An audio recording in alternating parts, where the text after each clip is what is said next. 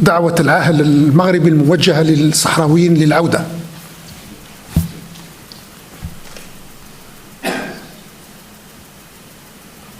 العملية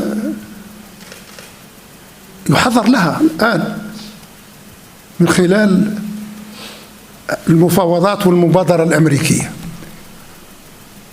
وسبق وأن حضر لها على مدى العقود الماضية.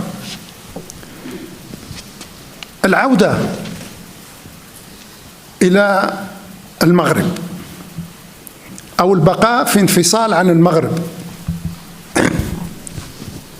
هو الاستفتاء، تنظيم الاستفتاء، لأن الاستفتاء هي الآلية الوحيدة التي ستمكن الشعب الصحراوي من الرد على العاهل المغربي بالعودة كما يطلب،